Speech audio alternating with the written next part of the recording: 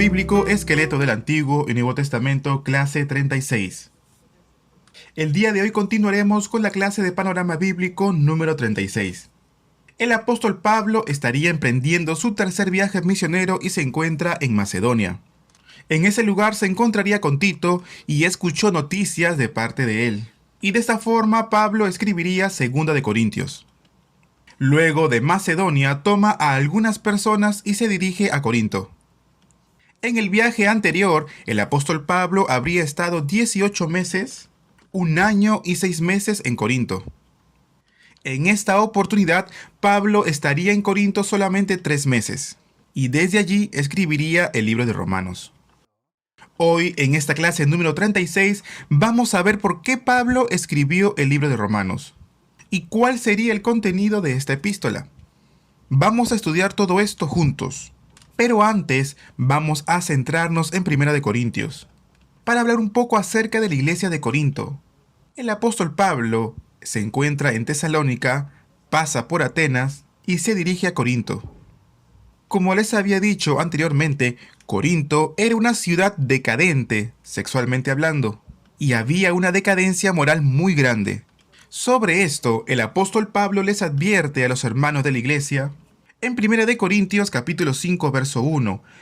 De cierto se oye que hay entre vosotros fornicación, y tal fornicación cual ni aun se nombra entre los gentiles, tanto que alguno tiene la mujer de su padre.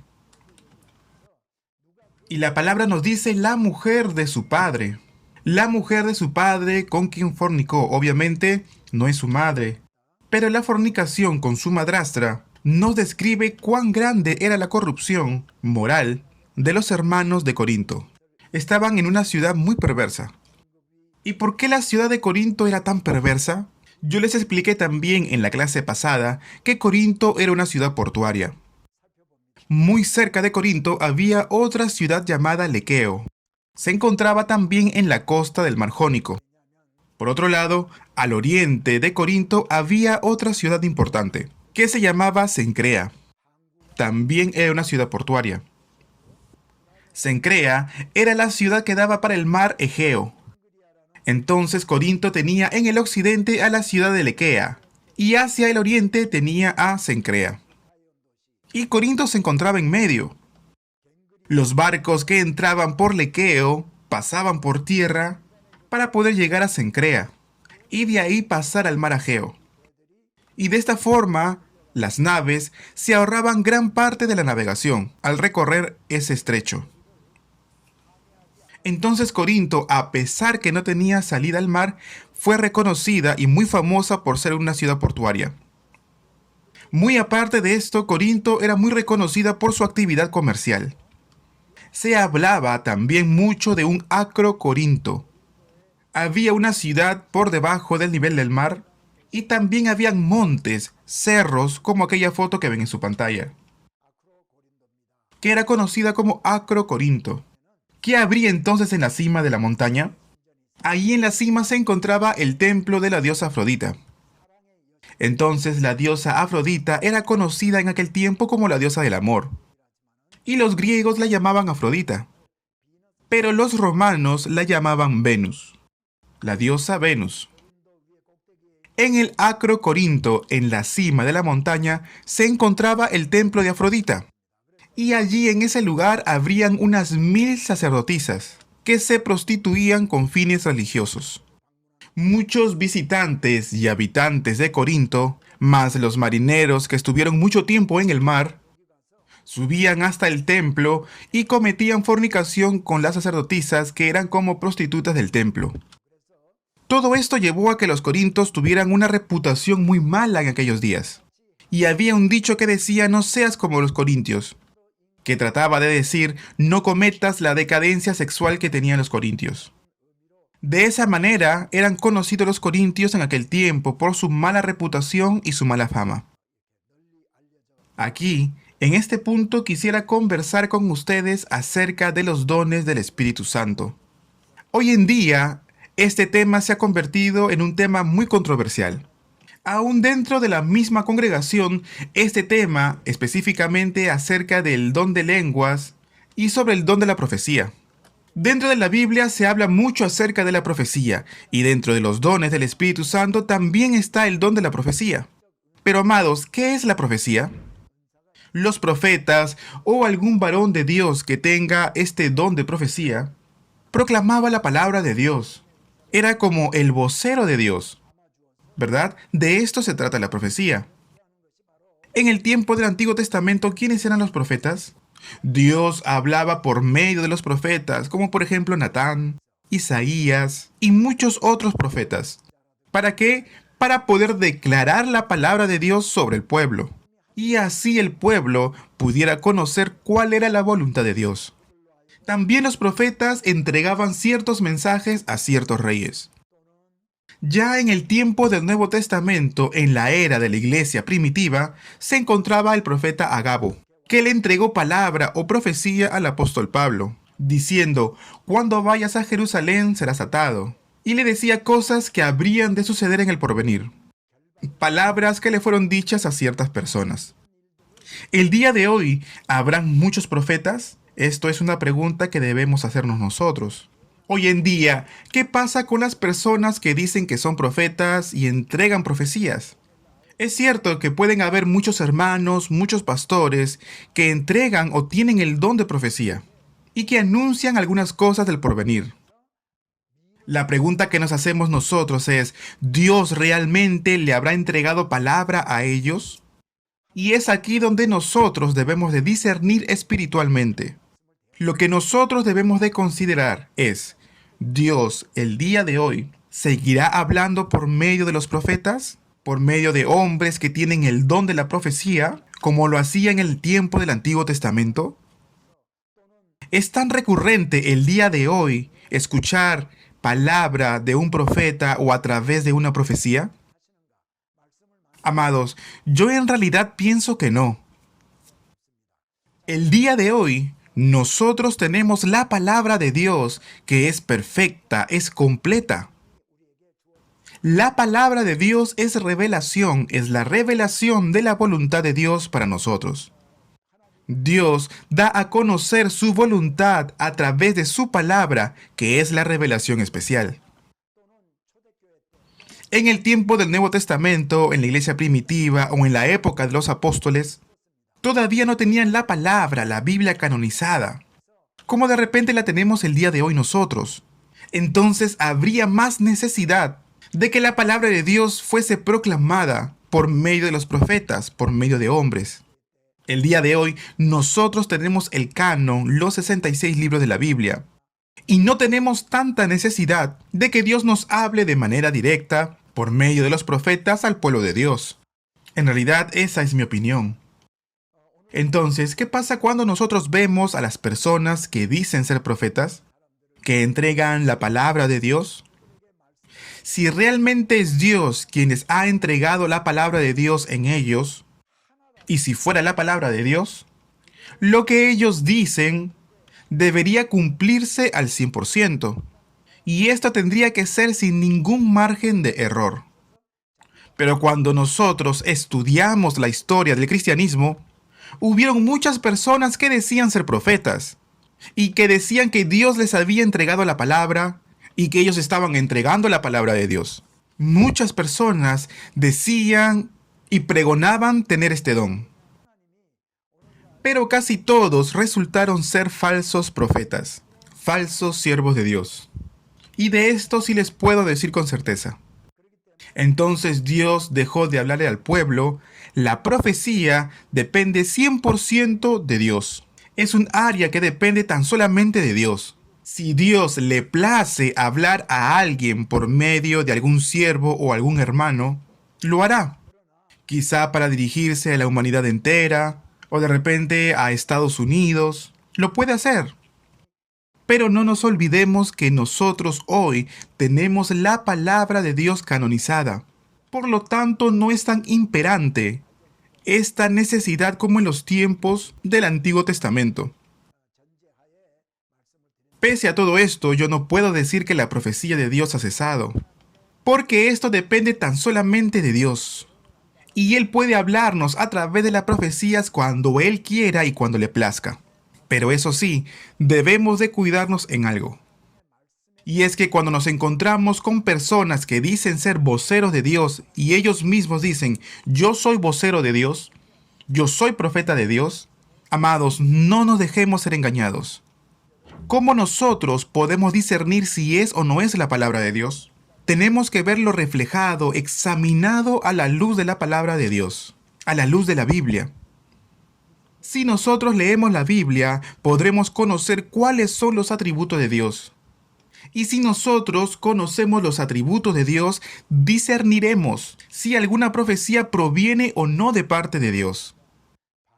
Hoy en día existen muchos falsos profetas que tratan de engañar aún al pueblo de Dios. Es por esta razón que es muy importante que nosotros seamos conocedores de la palabra de Dios, para no ser engañados por aquellos que dicen ser profetas y entregan palabra personal como si fuese palabra de Dios.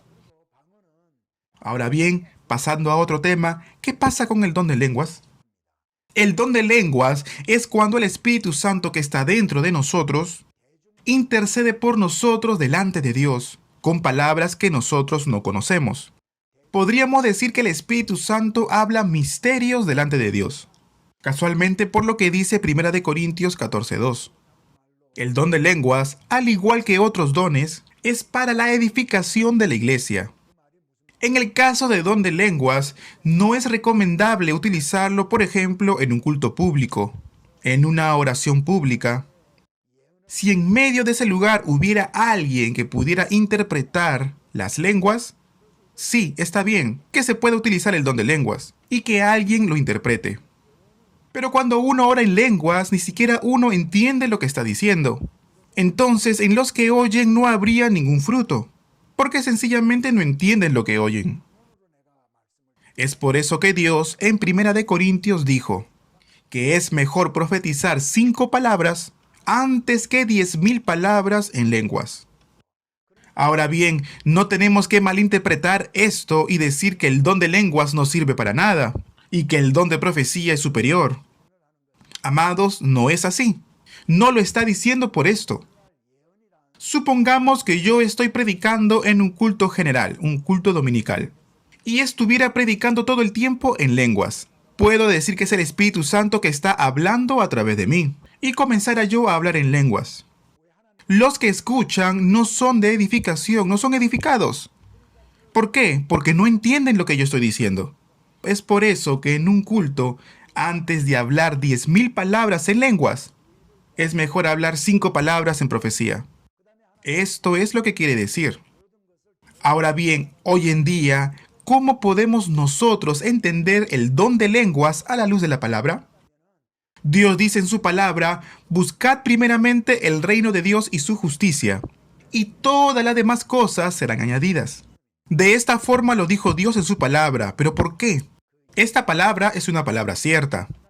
Entonces, si el pastor proclama esta palabra desde el púlpito en un culto dominical, enseña cuál es su significado, qué es lo que significa buscar primeramente el reino de Dios y su justicia, y luego enseñar, recalcar cuál es la promesa de Dios, dice la palabra que todas las demás cosas serán añadidas.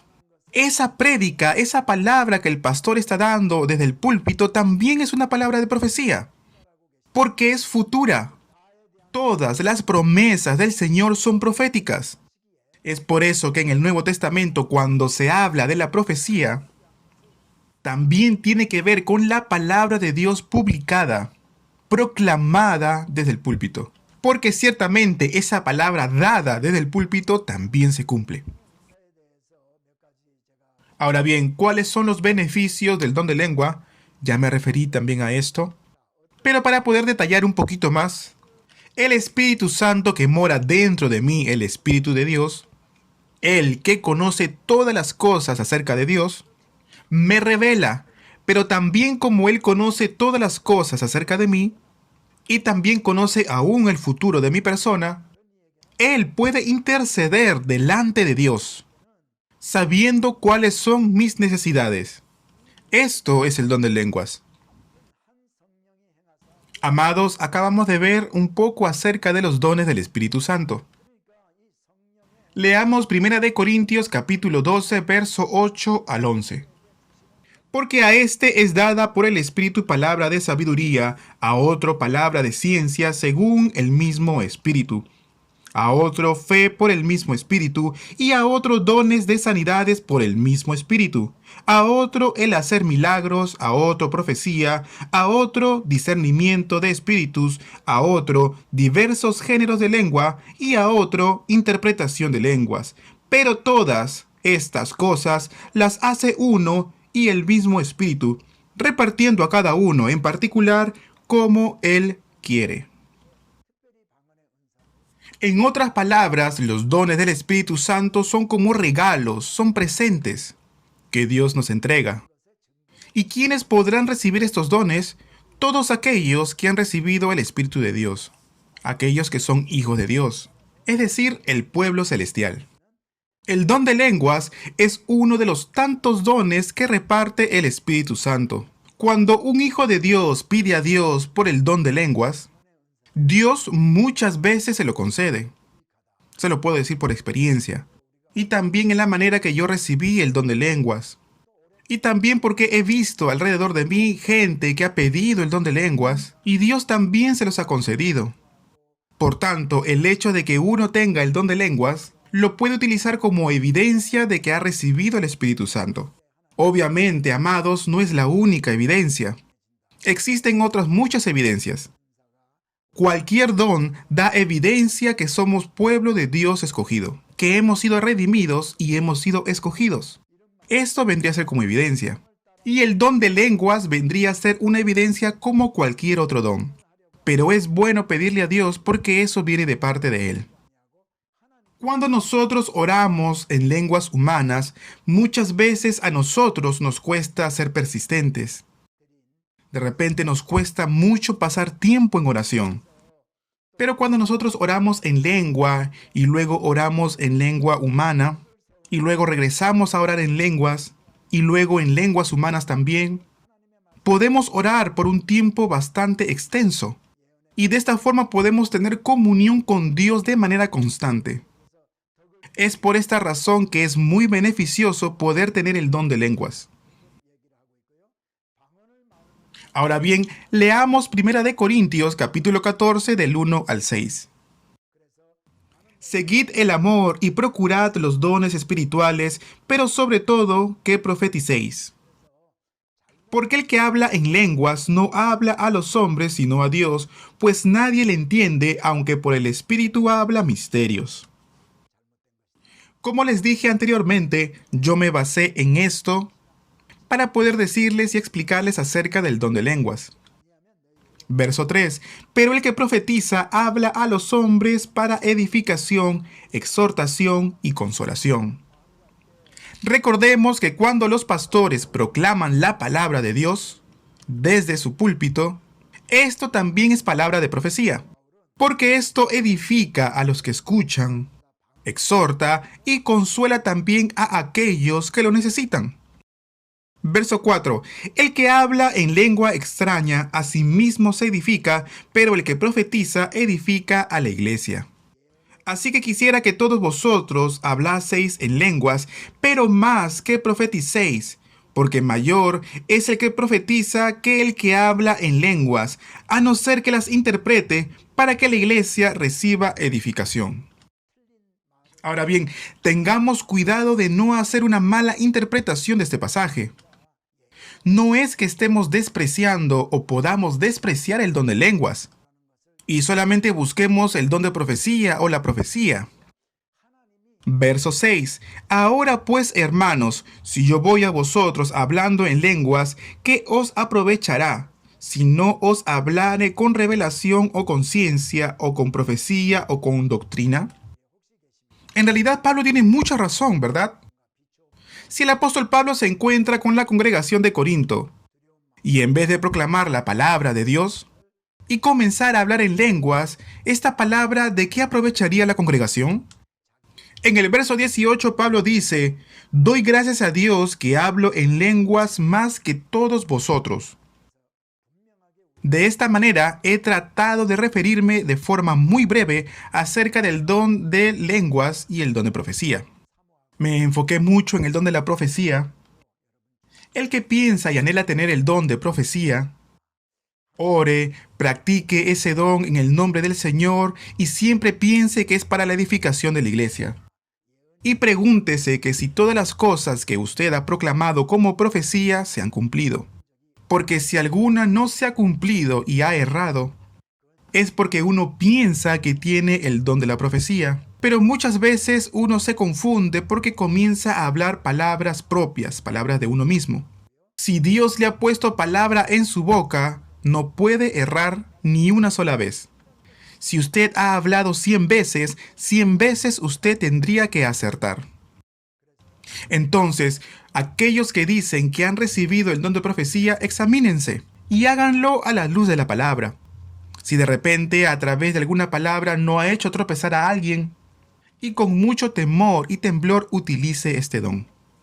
Y también le pido a la congregación y a todos aquellos que están escuchando que no busquen conocer su futuro. Dios es aquel que conoce todo de nosotros. Además, Él ya nos ha enseñado las cosas que vendrán en el futuro. Y todo está registrado en la Biblia, que es la palabra revelada de Dios. Así que, amados, también anhelemos el don de lenguas. Pidan al Señor que también les conceda este don. Cuando nosotros pedimos, Dios también nos dará con cosas buenas, con dádivas, porque la palabra dice que somos sus hijos. Bien, amados, les voy a mostrar otra foto. En esta foto, esto que ustedes ven en su pantalla es Acro, Corinto. Ya les había hablado de ese lugar, ¿verdad? Se encontraba en Corinto y era como una montaña, y encima de la montaña habían edificaciones. Esto es Acro, Corinto. Ese muro que ven ahí en sus pantallas, encima de la colina o de la montaña, no sería del tiempo de Pablo. Algunos sí son de hace 2000 años atrás, pero la mayoría habrían sido construidas por los musulmanes tiempo más tarde. En la siguiente foto podemos ver con más amplitud las murallas. El bus llega solamente hasta la entrada, hasta esta parte de aquí. Les voy a mostrar algunas fotos más. Ahí se ve el muro, se ve la ciudad. Bueno, la vista no se puede ver bien aquí porque justo nos tocó un día nublado. Esto que está aquí es el mar Jónico. Esta foto fue tomada desde abajo, desde las ruinas de Corinto, mirando hacia Acro, Corinto, que se encuentra en la montaña. Esto vendría a ser Agora, y ahí están los comercios. Y arriba, donde están las columnas, habría sido el templo de Apolo. En Corinto se encontraba el templo de Apolo, el templo de Zeus y también el templo de Afrodita. En realidad habían 12 templos paganos. En aquella época, en Corinto, vivían 250.000 libres y habían 400.000 esclavos.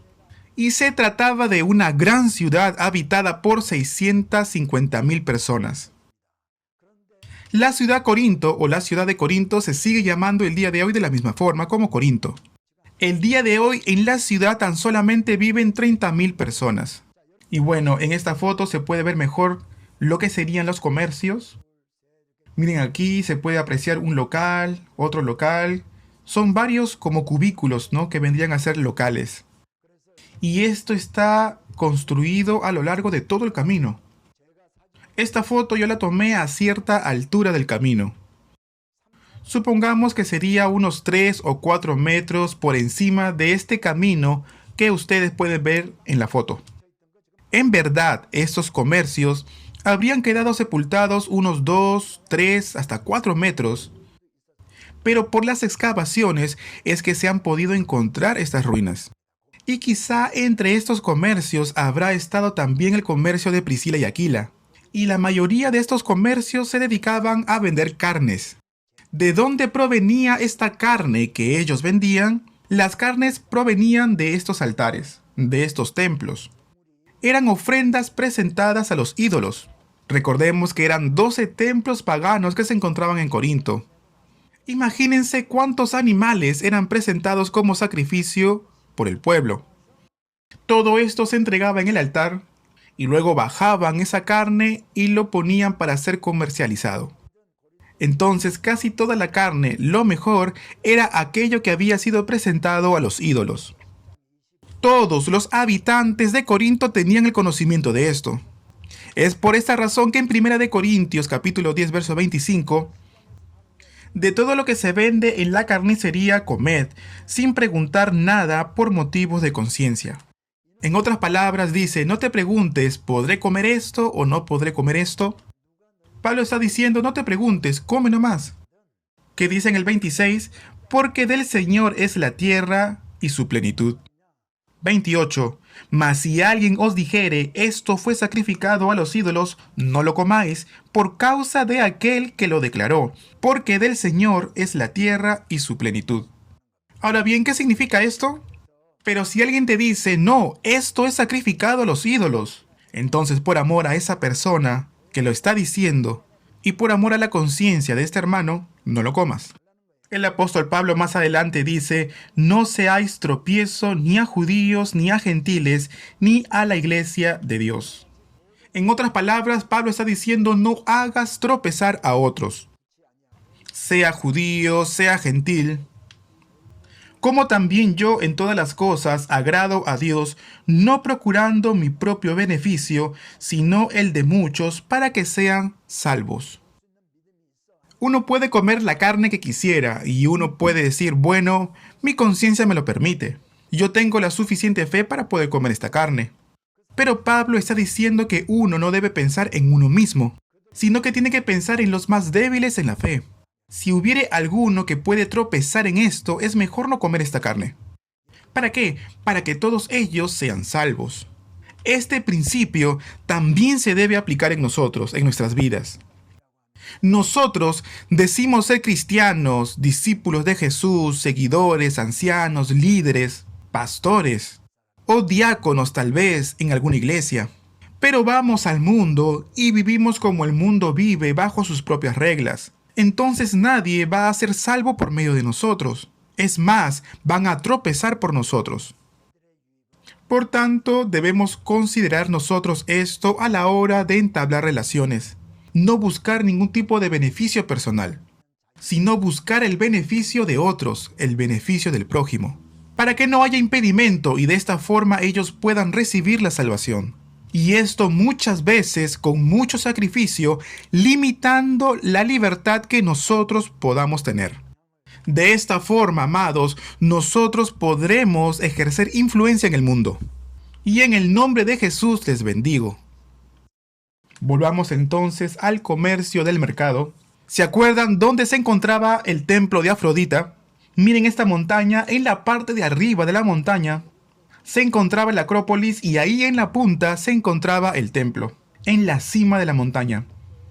En esta foto ustedes pueden apreciar el orden corintio, que eran las columnas ornamentadas de los órdenes arquitectónicos clásicos. Aquí el gobernador Gayo juzgó a Sóstenes, el principal de la sinagoga. Las embarcaciones las lanzaban o las tiraban desde ahí arriba, desde Agora, y las lanzaban para Lequio. Y este sería el camino Lequio que los llevaría hasta el puerto. En Corinto hay una iglesia que conmemora al apóstol Pablo.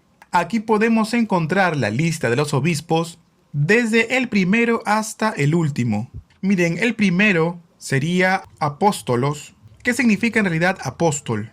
Apóstol o apóstolos. Dice apóstolos o apóstolo Paulos, es decir, apóstol Pablo.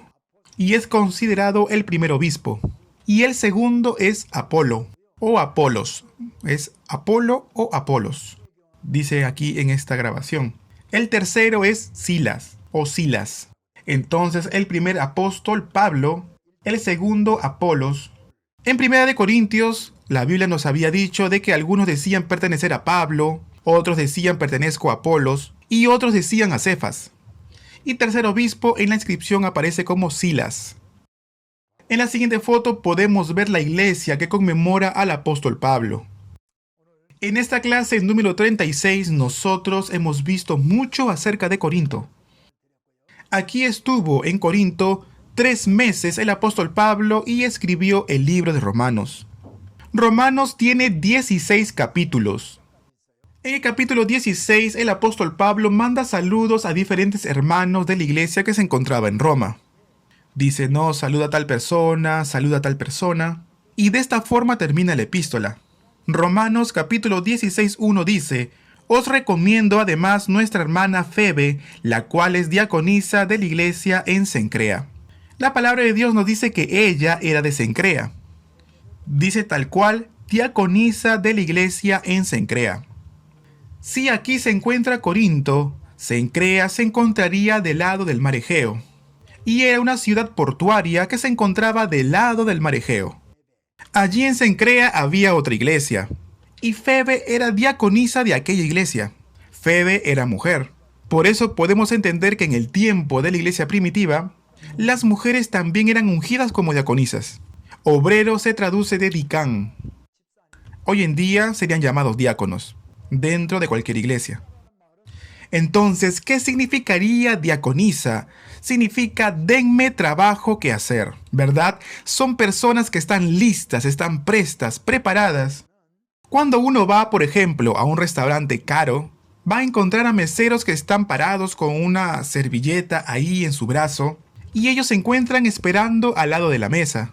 Entonces podríamos considerar algo así. En una iglesia, fuere lo que fuere, aquellos que están dispuestos a trabajar para el Señor. Ellos son los diáconos. Os recomiendo a nuestra hermana Febe, la cual es diaconisa en la iglesia de Cencrea. Febe habría sido la encargada de llevar la epístola de Romanos hasta la iglesia que se encontraba en Roma. En el verso 23 aparece la referencia de Erasto. ¿Se acuerdan que ya les había dado esta referencia en las clases anteriores? Dice Erasto, tesorero de la ciudad. Erasto era el tesorero de Corinto. ¿Se acuerdan que en el segundo viaje misionero, Pablo conoció a Erasto? Y se acuerdan también que vimos un pavimento en donde estaba grabada su nombre, Erasto. Bien, ahora veamos acerca del libro de Romanos. Fue escrita durante el tercer viaje misionero de Pablo. ¿En dónde fue escrita? Fue escrita en Corinto. ¿Y para quiénes fue escrito este libro? Para los hermanos que se encontraban en Roma. Entonces estamos tratando un poco de recordar lo que ya hemos visto. Vamos a recordar un poco las epístolas que Pablo ha escrito hasta ahora. Primera carta, después de su primer viaje misionero, antes de poder partir al concilio de Jerusalén. ¿Cuál escribió? Gálatas. Segunda carta, durante el segundo viaje misionero de Pablo, cuando se encontraba en Corinto para la iglesia que se encontraba en Tesalónica. Tercera epístola, Pablo escribiría nuevamente para los hermanos de Tesalónica. Y sería la segunda carta a los tesalonicenses, segunda de Tesalonicenses. Hasta ahora vamos tres, ¿verdad? Gálatas, primera de Tesalonicenses y segunda de Tesalonicenses. Después, al terminar su segundo viaje misionero, y en el tercer viaje misionero, Pablo se dirige a Éfeso. En Éfeso escribiría una carta. ¿Hacia quiénes? Escribiría una carta a los corintios. Y aparecería Primera de Corintios. Pablo estaría 3 años en ese lugar y luego parte de manera abrupta y se dirige a Macedonia. Allí en Macedonia se encontraría con Tito, recibe las noticias que traía Tito y escribiría una carta más, Segunda de Corintios. Segunda de Corintios fue escrito durante el tercer viaje misionero en Macedonia y era una carta dirigida a Corinto. Durante el tercer viaje misionero Pablo va a escribir otra carta más. En Corinto, mientras él permaneció durante 3 meses, escribiría una carta a Roma, y esta es la epístola o la carta a los romanos. Romanos vendría a ser la sexta epístola. Hemos visto primer, segundo y tercer viaje misionero de Pablo. Y hasta el momento son 6 los libros que ha escrito Pablo. Pablo es arrestado en Roma y ahí escribiría las cartas carcelarias o las epístolas carcelarias, que vendrían a ser 4 epístolas. Después, con el tiempo, les voy a decir cuáles fueron. Entonces, de 6 que ya tenemos, se sumarían 4 y nos darían 10 epístolas. Luego Pablo recuperaría la libertad y escribiría en esos 4 años de ministerio restantes, Primera de Timoteo y Tito. Luego Pablo sería encerrado nuevamente en la cárcel, y allí en la cárcel, que estuvo aproximadamente 1 año y medio o 2 años, y escribiría la última carta antes de sufrir martirio, y esta sería segunda de Timoteo. Y de esta forma se sumarían las 13 epístolas de Pablo. Entonces, nos faltan ver las 4 epístolas carcelarias, más 3 pastorales que lo vamos a ver más adelante. Pero sobre la epístola o carta a los romanos vamos a estudiar ahora. El libro de Romanos, ¿cuál fue el propósito por el cual Pablo escribió este libro? En primer lugar, Pablo deseaba llevar el evangelio hasta España. Pablo necesitaba el patrocinio de una iglesia y esperaba recibir apoyo económico y de oración de la iglesia que se encontraba en Roma. Es por esta razón que Pablo escribió el libro de Romanos. Además, habían malos entendidos y dudas que se habían levantado alrededor de Pablo, hablando específicamente sobre su apostolado. Habían muchos que dudaban de su ministerio y otros menoscababan su autoridad, y de esta forma ponían en tela de juicio las enseñanzas paulinas. Entonces, para poder corregir los malos entendidos y disipar cualquier tipo de duda sobre el ministerio de Pablo, Pablo escribe y relata cuál es su postura teológica, y lo hace de una manera y de una forma sistemática, que la salvación no es por el cumplimiento de la ley, sino que es tan solamente por la fe.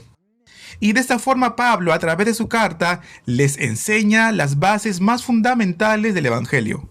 ¿Para qué? Para que la congregación que se encuentra en Roma pueda trabajar en el ministerio. Y de esta forma Pablo lo que quería era equiparlos. Entonces, Romanos fue escrito en primer lugar para recibir oración, apoyo económico para la misión en España. De esta forma lo dice Romanos capítulo 1 del 11 al 13. Porque deseo veros para comunicaros algún don espiritual a fin de que seáis confirmados. Esto es, para ser mutuamente confortados por la fe que nos es común a vosotros y a mí. Pero no quiero, hermanos, que ignoréis que muchas veces me he propuesto ir a vosotros, pero hasta ahora he sido estorbado, para tener también entre vosotros algún fruto como entre los demás gentiles. El deseo del apóstol Pablo es comenzar a predicar el evangelio en España, y él quería recibir la ayuda de la iglesia de Roma. Él quería que la iglesia apoyara económicamente para que ellos también puedan ver fruto. Además de que sean confirmados con doctrinas correctas, y para esto es que Pablo escribió el libro de Romanos. Romanos capítulo 15, verso 22 al 24. Por esta causa me he visto impedido muchas veces de ir a vosotros, pero ahora, no teniendo más campo en estas regiones y deseando desde hace muchos años ir a vosotros, cuando vaya a España, iré a vosotros, porque espero veros al pasar y ser encaminado allá por vosotros, una vez que haya gozado con vosotros. En otras palabras, Pablo estaba esperando que los romanos lo enviaran a España. Es por eso que Pablo quería pasar por la iglesia en Roma. Su deseo era poder recibir apoyo para poder predicar el evangelio en España. El segundo propósito por el cual Pablo escribió la epístola a los romanos fue para corregir las falsas doctrinas y aclarar cuál sería su perspectiva teológica. ¿Qué podemos resumir? Que la salvación es por fe y no por el cumplimiento de la ley. Romanos capítulo 8, verso 1 al 2. Ahora pues ninguna condenación hay para los que están en Cristo Jesús, los que no andan conforme a la carne, mas conforme al Espíritu. Porque la ley del Espíritu de vida en Cristo Jesús me ha librado de la ley del pecado y de la muerte. Estos dos textos bíblicos resumirían todo lo que el apóstol Pablo habría dicho desde el capítulo 1 hasta el capítulo 7 de Romanos. Verso 11. Y si el espíritu de aquel que levantó de los muertos a Jesús mora en vosotros, el que levantó a Cristo Jesús de los muertos, vivificará también vuestros cuerpos mortales por su espíritu que mora en vosotros. De esta forma se resume el propósito por el cual Pablo escribió la epístola o la carta a los romanos. Otro motivo por el cual Pablo habría escrito Romanos era para defender su apostolado. Romanos capítulo 11, verso 13. Porque a vosotros hablo, gentiles, por cuanto yo soy apóstol a los gentiles, honro mi ministerio. Capítulo 15, verso 18. Porque no osaría hablar sino de lo que Cristo ha hecho por medio de mí para la obediencia de los gentiles, con la palabra y con las obras, con potencia de señales y prodigios en el poder del Espíritu de Dios. Se está refiriendo al ministerio de Pablo. Vamos a buscar otro pasaje, Romanos 15:20, y de esta manera me esforcé a predicar el Evangelio, no donde Cristo ya hubiese sido nombrado, para no edificar sobre fundamento ajeno. Y de esta forma Pablo trata de disipar cualquier malentendido sobre su ministerio, que él no ha buscado, no ha enseñado a otros hermanos para buscar algún tipo de beneficio propio, algún provecho económico con ello. Es por eso que él dice, me esforcé en predicar el Evangelio, no donde Cristo ya hubiese sido nombrado. Es decir, que él no fue a predicar el Evangelio donde ya había una congregación, una iglesia levantada. ¿Para qué? Para no edificar sobre fundamento ajeno, para no tomar provecho alguno sobre el esfuerzo de otro, sino que fue donde no habían creyentes y de esa forma se esforzó para levantar la iglesia de cero. Vamos a ver otra foto. Habíamos hablado de Febe, ¿verdad? Esto lo vimos en Romanos capítulo 16, verso 1. Os recomiendo además a nuestra hermana Febe, la cual es diaconisa en la iglesia en Cencrea. Eso quiere decir que hay una iglesia en Cencrea, de la cual Febe era diaconisa. También les había mencionado que aparecería la referencia sobre Eraso, y esto está en Romanos 16, capítulo 23. Os saluda Erasto, tesorero de la ciudad, y el hermano Cuarto. Esto ya lo hemos visto en Romanos capítulo 16, verso 23. Erasto entonces vendría a ser el tesorero de la ciudad. El apóstol Pablo, ¿dónde escribió Romanos? Él estuvo en su tercer viaje misionero y permaneció 3 meses en Corinto, y en ese tiempo Erasto era el tesorero de la ciudad. También dice en el libro de Hechos capítulo 19, verso 22, y enviando a Macedonia a 2 de los que le ayudaban, Timoteo y Erasto, él se quedó por algún tiempo en Asia. Y aquí podemos encontrar otra referencia de Erasto. Y segunda de Timoteo capítulo 4, verso 20, el apóstol Pablo habría escrito esta epístola segunda de Timoteo justamente antes de sufrir martirio. Y dice, Erasto se quedó en Corinto y a Trófimo dejé en Mileto enfermo. Erasto probablemente habría estado acompañando a Pablo, trabajando en el ministerio. Y antes de que Pablo sea encarcelado en prisión, Erasto se había quedado en Corinto. Porque en realidad Erasto pertenecía a Corinto, él era de ahí. Él era tesorero de Corinto. Y Trófimo se quedó en Mileto porque habría enfermado. También vamos a hablar de Priscila y Aquila, que aparecen en Romanos capítulo 16 del 3 al 4. Romanos capítulo 16, verso 3 al verso 4. El apóstol Pablo, cuando estaba en Corinto y escribía esta carta a los romanos, Priscila y Aquila se encontraban en Roma trabajando para la iglesia. En realidad, Priscila y Aquila vivieron en Roma, pero como hubo persecución de parte del emperador romano contra los judíos, ellos salieron de la ciudad y se establecieron en Corinto. El apóstol Pablo los conoció en el segundo viaje misionero en Corinto y comenzaron a trabajar juntos, tanto en el ministerio como en la confección de las tiendas. Y de esta forma el apóstol Pablo se autosustentaba con ese trabajo. Bueno, Priscila y Aquila también habrían ayudado económicamente a Pablo y a su ministerio. Después de permanecer 1 año y medio aquí, se retira de este lugar, pero se lleva con él a Priscila y Aquila y se van a Éfeso. Pablo los deja allí y desde ese momento Priscila y Aquila comienzan a trabajar en favor de la iglesia en Éfeso. En el tercer viaje misionero de Pablo, cuando él se dirige a Éfeso, Priscila y Aquila ya estaban pastoreando. Como vimos en Hechos capítulo 19, Priscila y Aquila ya estaban allí y luego se encuentran con Apolos. Y es así como Priscila y Aquila le enseñaron a Apolos acerca de Jesucristo, acerca de la salvación, y escribieron una carta de recomendación para Apolos, quien estaba a punto de emprender un viaje a la zona de Grecia. El apóstol Pablo habría estado durante 3 años en Éfeso, trabajando en la iglesia, y de Éfeso parte a Macedonia. Llegó luego hasta Corinto. Durante los 3 años que Pablo estuvo trabajando en Éfeso sirviendo a la iglesia, mandó a Priscila y Aquila a Roma, para que sirvieran en la iglesia que se encontraba en Roma. De esta forma después el apóstol Pablo llegó a Corinto, y escribiendo la epístola a los romanos, le está mandando saludos justamente a Priscila y Aquila, que se encontraban ya en Roma. Y esto lo vemos en el capítulo 16 del 3 al 4 de Romanos.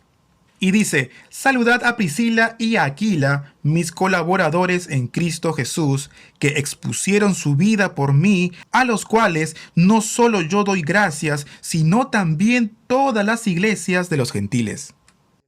Dice la palabra: saludad a Priscila y a Aquila.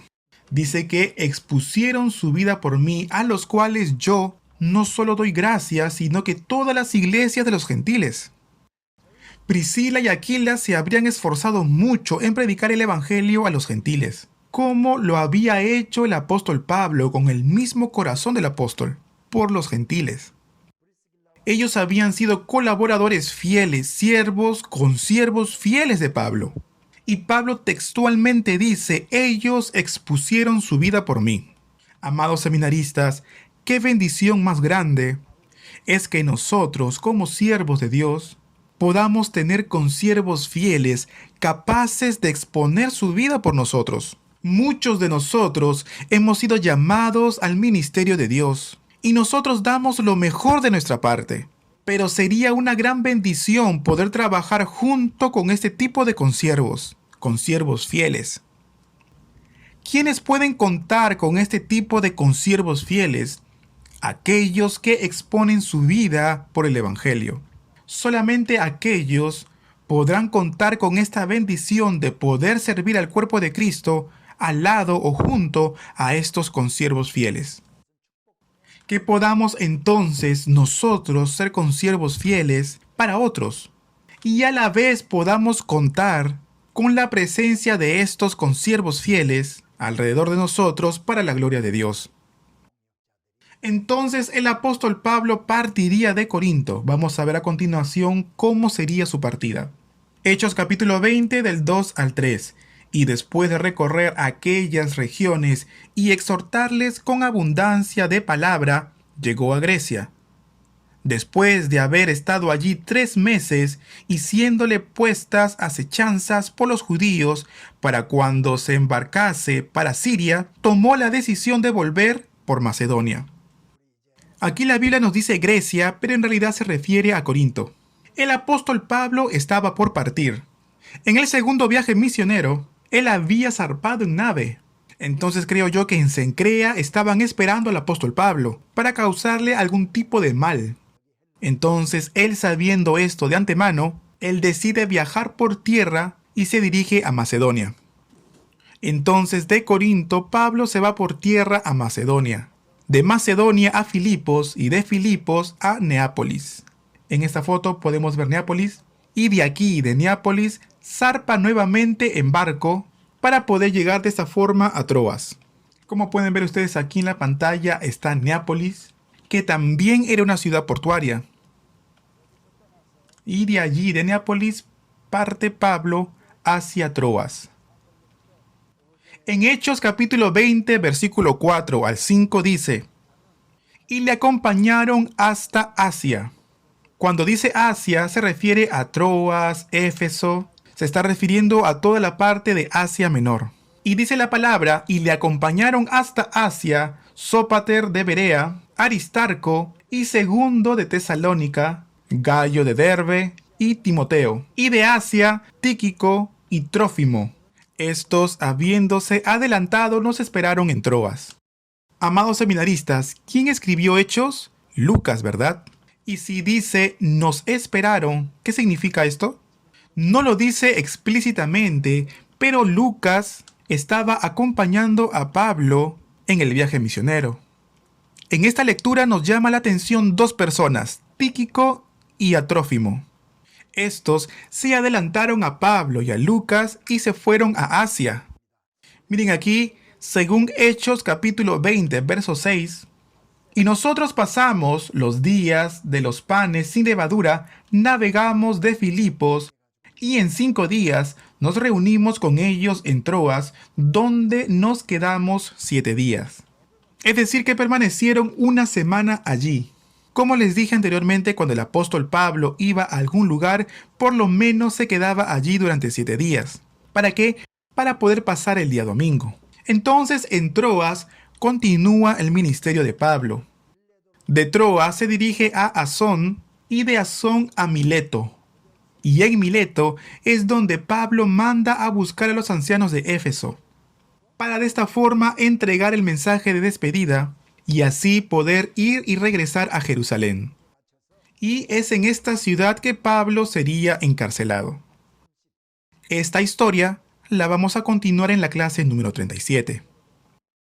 Muchas gracias por todo su esfuerzo en toda esta clase. Amados, estamos cada vez más cerca del final.